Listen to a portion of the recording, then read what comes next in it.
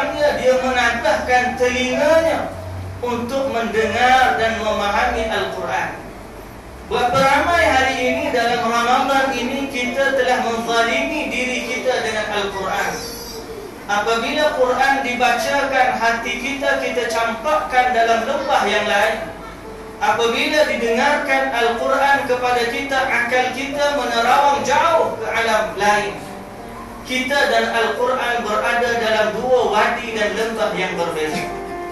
Orang membaca Al-Quran, tetapi Al-Quran tidak memberi kesan kepada hati. Di mana hati dengan Al-Quran? Inna fi dzalika la dzikra liman kana lahu qalbun aw alqa as-sam'a wa huwa syahid. Kadang-kadang kita tahu bahawa Ramadan adalah bulan Al-Quran, tetapi di mana kita dengan Al-Quran sewaktu Ramadan? Kadang-kadang sewaktu memandu kita dengar Alhamdulillah, tapi sambil kita mendengar Al-Quran yang dibacakan dalam kaset, mulut kita juga sedang asyik berbual dan bersembah.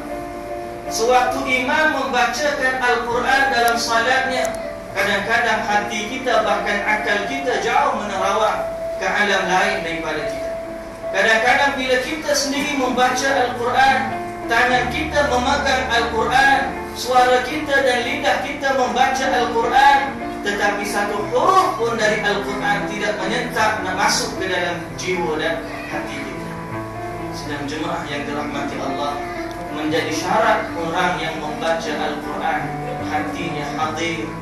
Hatinya hadir sewaktu dia membaca Al-Quran. Tiba-tiba kita kata Allahu Akbar. Kenapa saya dengan Al-Quran baca dan baca, tetapi tidak mendatangkan maksud yang dikehendaki? Ketahuilah bahawa hati ini adalah sesuatu yang namanya pun hati. Kita tahu bahawa para salihin, kita dengar cerita, kita dengar sejarah bagaimana para salafus salih dengan bacaan Al-Quran.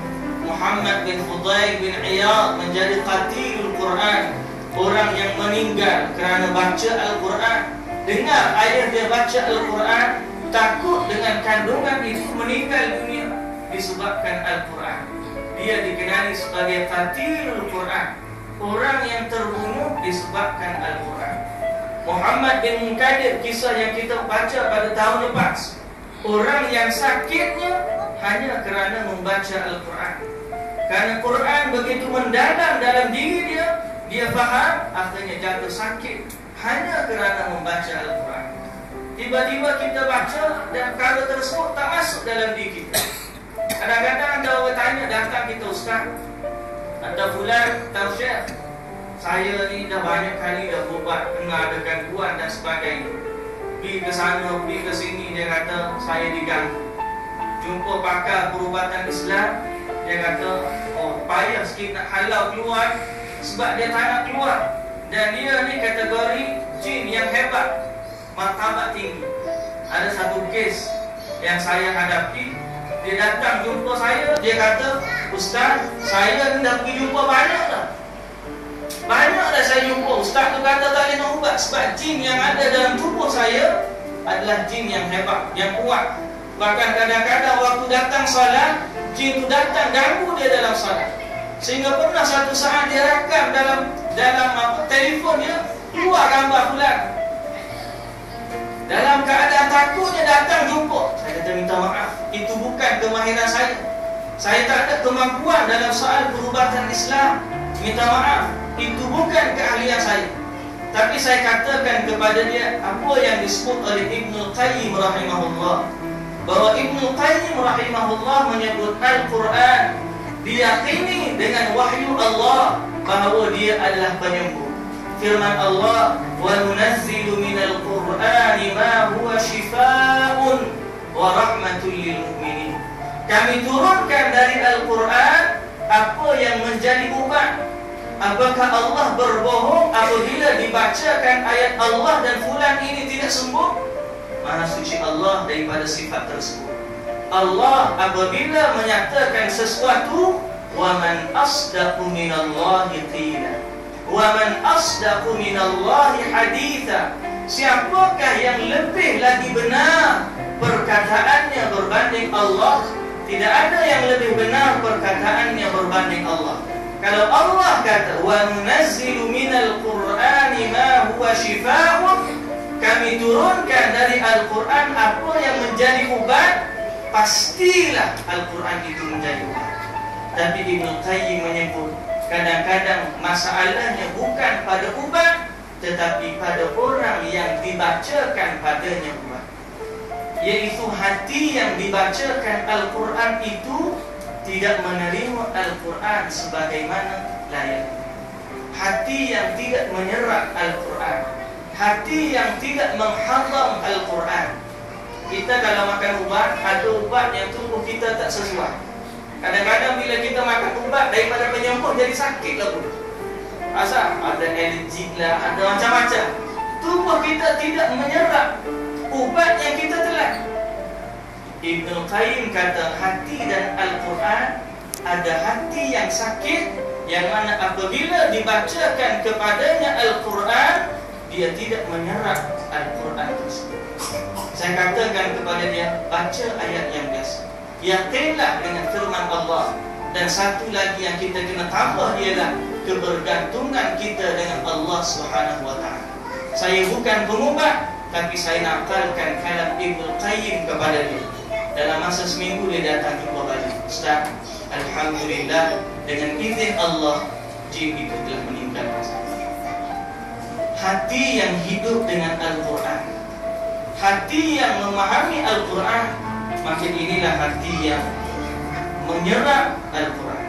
Sidang jemaah yang dirahmati Allah, Allah Subhanahu wa ta'ala menyatakan lagi dalam surah Al-Baqarah tentang ayat yang dibacakan oleh imam kita tadi dalam salat tarawih, yaitu kisah Bani Israel.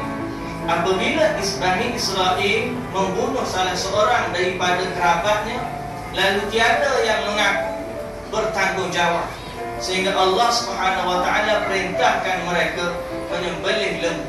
Tanya, 3-4 kali tanya, barulah akhirnya mereka melaksanakan perintah Allah. Tapi Allah Subhanahu wa ta'ala menggambarkan hati mereka, hati Bani Israel.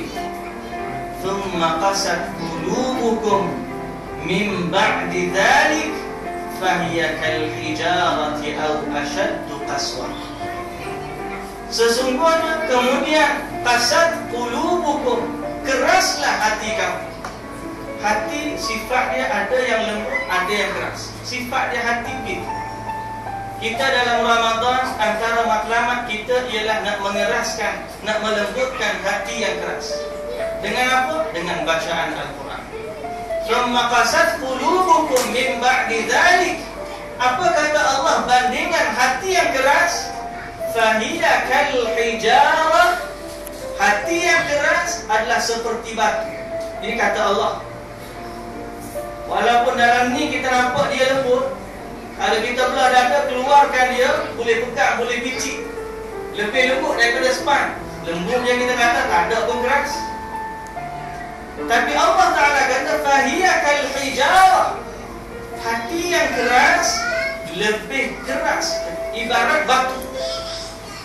Au ashaddu qaswa, ataupun lebih keras daripada batu. Ada hati yang lebih keras daripada batu. Allah Ta'ala. Macam mana hati ini nak menyerap Al-Quran?